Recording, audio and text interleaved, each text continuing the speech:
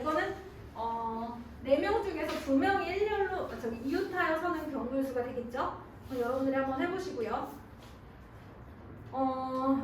요거를 2번을 한번 해볼게요. 제가 1부터 5까지 적힌 5장의 카드 중에서 2장을 뽑아서 2자리 자연수를 만들 때예요. 그 바로 다음 페이지야. 여원아 보이니?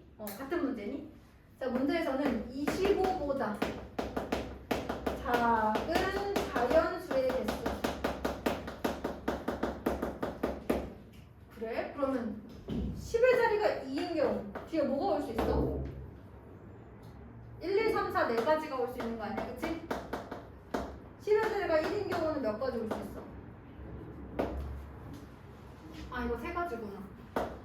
오늘 올 수가 없잖아. 그치? 2는 여기 있고 1, 3, 4 중 3가지가 올 수 있겠네. 그치? 10의 자리가 1인 경우는 1 빼고 4가지가 다 올 수 있지. 그래서 그냥 7가지. 이게 10의 자리가 2이면서 동시에 1이거나 이런 거 아니니까 합의 법칙이겠죠. 이런 거예요. 4번 A, B, C, D. 5번 할게. 길거리 농구를 하려고 만난 친구 5명. 서로 빠짐없이 한 번씩 악수를 하고 싶대요. 어떻게 하지?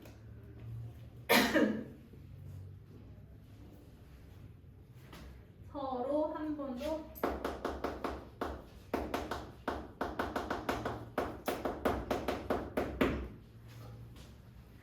이런 거 아닐까요? 5명 중에서 악수할 2명을 선택을 하라고 해요. 그러면 이게 어떻게 될 거냐면 예를 들어 A, B, C, D다. 그러면 A, B, A, C 이런 거지. 예를 들어 A라는 친구를 한 명 선택했으면 악수할 친구로 B, C, D, E를 선택할 수 있지. A, B라는 친구를 선택했어? A, C, D, E를 선택할 수 있지. 이렇게가 가능한데 문제는 뭐냐? 여러분, 내가 악수를 A, B를 하나, B, A를 하나 똑같은 거 아니에요? 악수는? 그럼 얘들아 이거 생각해봐. 이거 무슨 문제야? 자격이 같은 대표 뽑는 문제지. 그러니까 이 문제를 읽고 이게 지금 5명 중에 순서를 생각해서 2명을 뽑을 거냐, 순서를 생각하지 않고 2명을 선택하는 거냐, 이런 거를 내가 알아차려야 된다는 거야. 어떻게 알아? 바꿨을 때 같은 경우의 수가 되는지 보면 되죠. 악수는 나랑 쟤랑 하는 거랑 쟤랑 나랑 하는 거랑 똑같잖아요. 그러니까 결국 자격이 같은 대표 뽑는 거랑 똑같다. 그러면 자격이 같은 대표를 뽑는 경우의 수를 구하면 그게 바로 서로 한 번씩 악수를 하는 횟수와 같아질 것이다. 악수할 2명을 선택하면 그게 악수할 횟수랑 똑같은 거 아니야? 그래서 5 곱하기 4 나누기 2 곱하기 1 순서를 생각해서 일렬로 나열한 다음 뽑은 2명끼리 일렬로 나열한 것만큼 같은 것이 생기잖아. 자격이 같은 대표 뽑는 경우의 수와 똑같다. 악수는 악수할 횟수를 고르는 거긴 하지만 악수할 2명을 선택하는 경우의 수를 다 쓰는 거야. 예를 들어서 악수를 할 2명을 선택하는 경우를 다 뽑는 거야. 근데 BA는 똑같으니까 이런 식으로 다 쓰는 거야. 악수할 2명을 선택하면 그 자체가 횟수 하나하나잖아요. 악수하는 횟수 하나, 악수하는 횟수 하나, 악수하는 횟수 하나 이런 거잖아. 그치 얘들아? 나 오늘 설명이 너무 길었니 얘들아? 그래서 자격이 같은 대표 뽑기다. 자, 6번 보겠습니다. 오른쪽 그림과 같이 A, B, C 세 부분으로 나누어진 도형을 색칠을 할 건데요. 첫 번째, 모두 다른 색을 칠하는 경우의 수라고 했습니다. 3가지 색을 이용할 거예요. 그러면 첫 번째 색칠할 수 있는 경우의 수 몇 가지? 색깔 3가지. 그중 하나마다 B에 선택할 수 있는 거 2가지, 그중 하나마다 마지막에 선택할 수 있는 거 1가지. 자, 그런데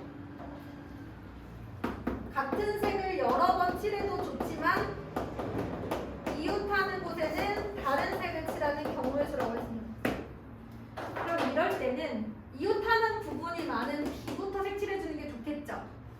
자, 그러면 B에 선택할 수 있는 경우의 수가 몇 가지?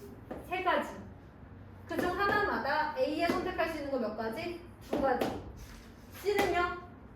B가 색칠한 것만 아니면 되죠. 얘가 색칠한 게 뭔가랑 상관이 없죠. 그럼 얘가 색칠하는 안한 2가지. 하지만 하나당 몇 가지씩 생기는 건 똑같으니까 이것도 뭐야? 고배 법칙이야. 다 고배 법칙 문제야. 지금부터는 상황에 맞춰서 고배 법칙과 합의 법칙이 이제 같이 나와요. 예를 들어서 선생님이 한번 보여드릴게요. 여러분 지금 이게 마지막 설명이에요. 고배 법칙과 합의 법칙이 섞여 나온다는 게 무슨 말이냐면 1, 2, 3, 4, 5 이렇게 생긴 5자리의 숫자가 있고요. 5개의 숫자가 있고요. 5장의 카드가 있는데 이 중에서 3장을 뽑아서 만들 수 있는 짝수의 개수를 물어봅니다.